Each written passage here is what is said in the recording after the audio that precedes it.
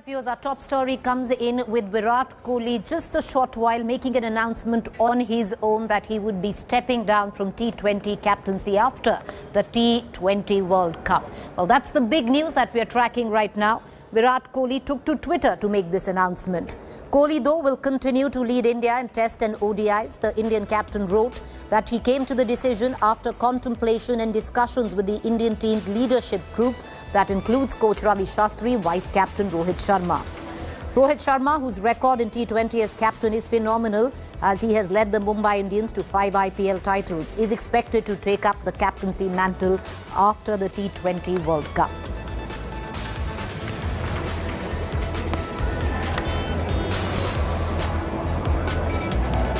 I want to immediately cut across to my colleague Borya Mazumdar, a consulting editor.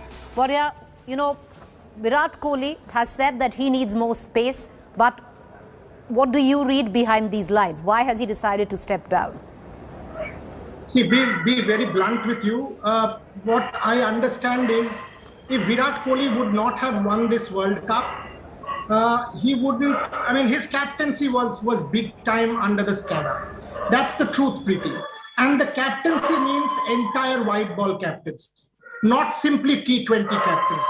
I can tell you that sources within the selection committee and top management of the board tell me that there was a suggestion that to appoint 2 white ball vice captains, saying that Rohit Sharma is also 34, so we should appoint 2 white ball vice captains, and then Virat can stay on as white ball captain of the 50-over format till 23, while Rohit becomes the T20 captain. Not happening.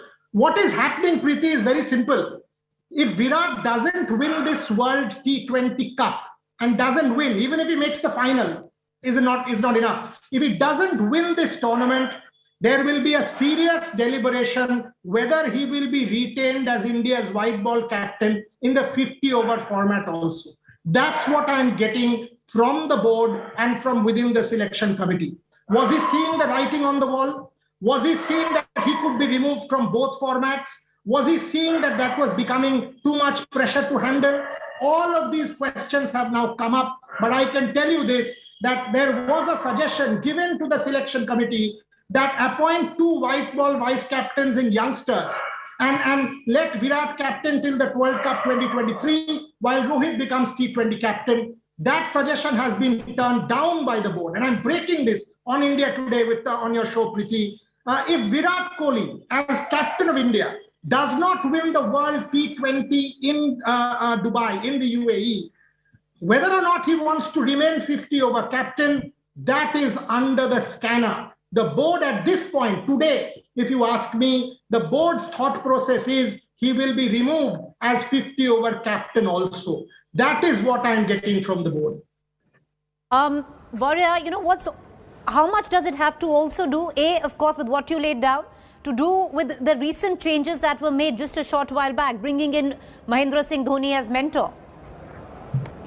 No, it is not about MS Dhoni as mentor. It is about Virat Kohli's captaincy being questioned now. I think the pressure had started to mount because if you speak to the BCCI top management, if you speak to the sources within the selection committee, you got a sense that the board was telling you that 2016, 17, 19, we have a test championship in this year, multiple ICC tournaments. Yes, the team has done well, but we have not won. So it was almost this guillotine that was hanging over Virat Kohli's head going into this tournament. If you don't win, you're gone. Rohit Sharma will step in for entire white ball, T20 and 50-over cricket. By doing what Virat has done, he said he wants to captain the 50-over format. He wants to captain red ball. Red ball, the BCCI at this point is still willing to go with him. But if he doesn't win the T20, I don't think the BCCI, from speaking to them, the BCCI at this point in time want to invest with Virat in the 50-over format. Is it MS Dhoni? No, it's not about MS Dhoni. MS Dhoni is also an issue, but it's a side issue. The issue is, if India wins, who do you credit, Preeti? Do you credit Virat and Ravi? Do you credit MS Dhoni? If you win, it's the captain and coach, right? But the entire perception is MS Dhoni's presence in the dressing room. If you lose, who do you blame? You still blame the captain or coach, or do you blame MS Dhoni? The media would say, oh, MS Dhoni was just a mentor. He didn't play. So MS Dhoni is not to be blamed. Virat Kohli and Ravi Shastri are to be blamed. So it's a double-edged sword that has now happened. Right, Borja, stay on with me. Borja, just stay on with me. Let's quickly cut into all the reactions that have been filtering in. Good. I think he has been outstanding cricketer, outstanding captain as well. He's done extremely well as a captain and he's won many matches for India. But of course, in the T20 format, he has not done really well. Even in IPL for his team, he's been the captain for almost 8 to 10 years. He hasn't won single time. And I think that must be playing in his on his mind. And he would like to concentrate only on test matches, which is very important for India and for cricket as well. Virat has been a great captain and an aggressive captain. He's one. I was the one who started giving back to the opposition bowlers when they tried to bully us or abuse us or whatever. And I love the way Virat gives it back, gets under the skin of the opposing captains, the opposing teams. He's been a fantastic captain, and he will be sorely missed without a doubt. But whosoever has put pressure on him that he would, that he would have to relinquish his captaincy unless he wins the World Cup, I think it's totally unfair because he will, without a doubt, give his 110%. So why would anyone want to put pressure on Virat like that? It's totally unfair, I think. Yes, a captain in test matches in the longer format of the game has a lot of work to do. But the shorter the format, the less the captain has to do, and more importantly, the less the captain can control the situation. Because in T20 particularly, it's very intensive, no doubt, and the captain ultimately takes the responsibility and or the blame or the accolades. But there's precious little one can do because the action's so quick. So I think in many ways, although in say the IPL and what have you, it becomes a big deal to be a captain. But internationally, being a T20 captain is no joy. And I think Kohli has discovered that with time. Yes, there is the World Cup this year, and he's hoping that he'll end on a high. But I'm sure that a younger person would have enjoyed it a lot more. I know you talk about Rohit, and he's in fact older than Virat Kohli, so perhaps you'd go to a younger person. But I can see why Virat will say, listen, this is not good value for money for me because there's too much responsibility and too little that I can do. So I'm quite happy to stay with the test matches in terms of captaincy.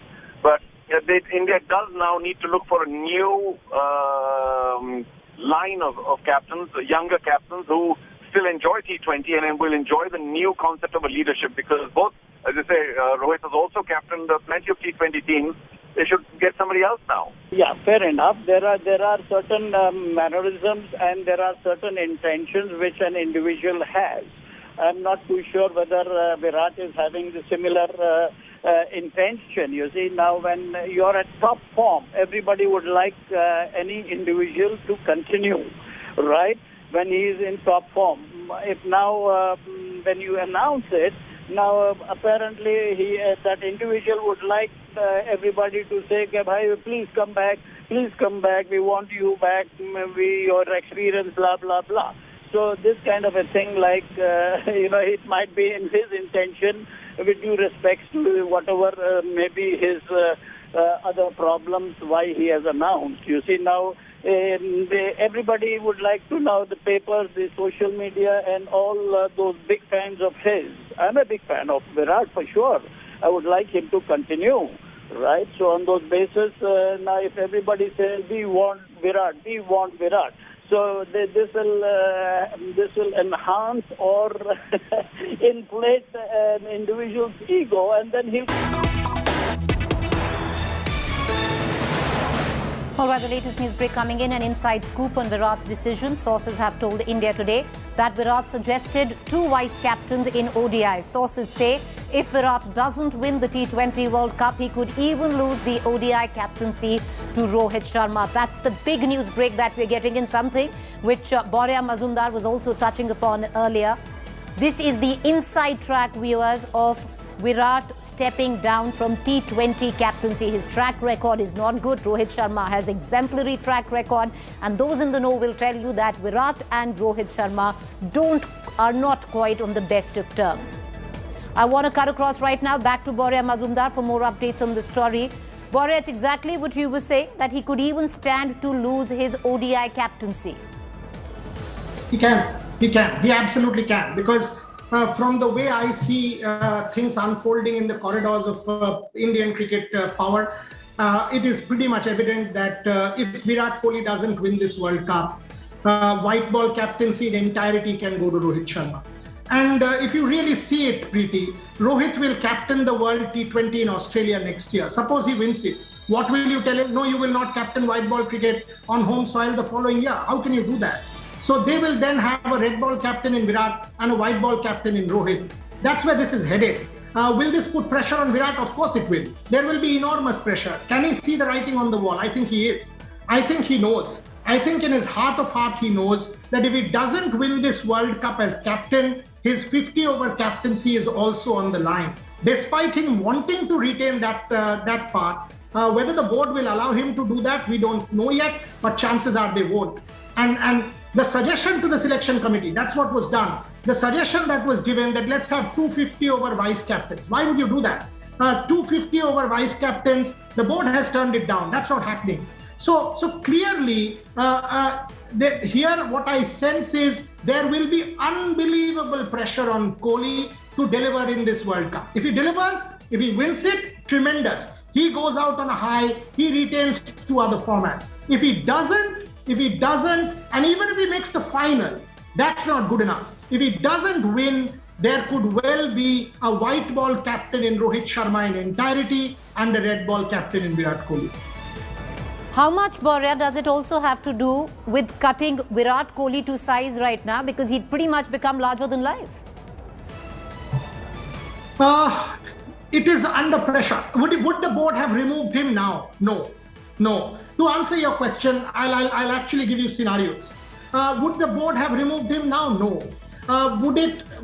Because clearly Jai, Saurabh, and I can put this on record. I've spoken to Saurabh several times in the last few days, asking that is there a thought to remove him now? Have you guys spoken on captaincy yet? No. But what I sensed was within the corridors of the board, after the World, they were all waiting for the World Cup. They were all waiting for the World Cup, not now. But if the World Cup did not go to plan, that would have happened. That would have happened because 2016, we lost in the semi-finals. 2017, we made the finals. 2019 World Cup, semi-finals. 2020 World Test Championship, finals. Multiple times ICC trophy, semi-final and final. And you've lost it. The board was losing patience. They were losing patience with the board. Within the team, and that's the big call. Does Kohli have the same unflinching loyalty within the team? Rohit has emerged as a new power center for sure. This T20 team that you've selected does bear Rohit's imprint. I know that the board consulted Rohit. I know the Ravichandran Ashwin suggestion was Rohit Sharma's suggestion. So there is a lot brewing there that Rohit Sharma, because of his performances, has also increased in stature. But would the board have done anything to Virat now? The answer is no. They would have waited for the World Cup to take their call.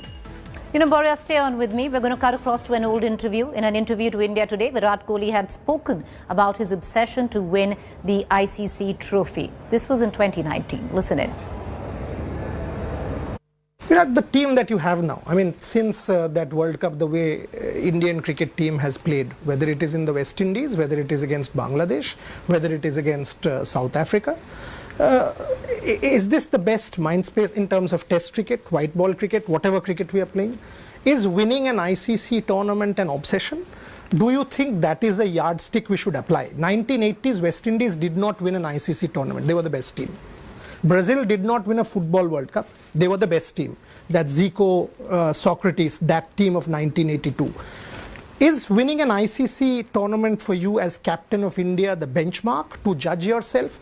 And when you look back, you've now played international cricket for more than a decade. How do you rate this team? Well, I think the team has unbelievable potential. To be honest, I've been a part of the change room when all our legends were there. That was a different level altogether of cricket. If you saw the players all around the world at that time, I mean, you're talking about the best of the best competing against each other. So to watch that quality of cricket was amazing, purely from the skill point of view, and you know how these fast bowlers and these amazing bowlers around the world, and even our bowlers and you know our batting greats would come up against each other. And it was fascinating for me to watch, you know, these big names in world cricket going against each other. Now what has been added is the intensity of the games, intensity of how fit the teams have become, how the game is, as I said, moving in a different direction. And what pleases me the most is that we've been able to live up to that transition, and very well, to be honest. I mean, we are probably in, if you look at the team across formats, I would say we are in the top 2 teams in the world. And we're very proud of that, because we started off with a young bunch and transition's never easy. But I think the guys have slowly understood the importance of belief and understanding a role in taking Indian cricket forward. So the insecurity about their own game has vanished. If you see, we enjoy each other's success, we enjoy each other's company, and everyone's just wanting to help in some way or the other for, you know, the betterment of Indian cricket team, and in return the betterment of Indian cricket as a whole. So I would say you could look at winning an ICC tournament like an obsession, or like a wish that people have, which you know is a beautiful thing to wish for, because you know it is seen at a global level and every cricketer would want to win that. But if you ask me honestly, I mean, I didn't ever think that, you know, I would be part of the winning World Cup team in my first World Cup. True. Or 2 years down the line we'll win Champions Trophy as well. So I never thought of these things, but it happened. So it was meant to happen for us. But I think in hindsight you can look at a lot of things. We obviously have the desire to win big tournaments, big series, and you know, we want to give our best effort possible. But if you focus on things which are only based on success and numbers and results, I don't think you can enjoy the process. And we as a team, we play so well because we enjoy the process. We enjoy being in difficult situations and coming out on top. Basically what we are doing on a daily basis is competing with ourselves. How good can we be when we are put under pressure? It's not about coming up against someone or trying to prove someone else wrong. It's about bringing our own standard of cricket higher and higher on a daily basis and setting examples, the right examples for the next generation to take over whenever that happens.